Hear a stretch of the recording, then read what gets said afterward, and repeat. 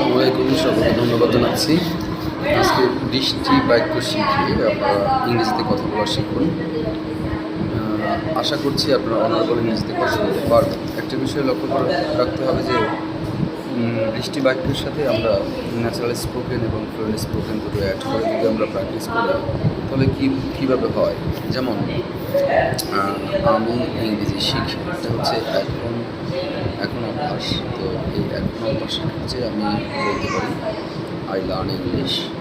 তো সেক্ষেত্রে আমরা এটা করতে পারি যে ফ্লুয়েন্ট স্পোকেন ক্ষেত্রে learn English, learn English. So আপার পার্ট থেকে যদি আমরা practice learn English, learn English, learn English.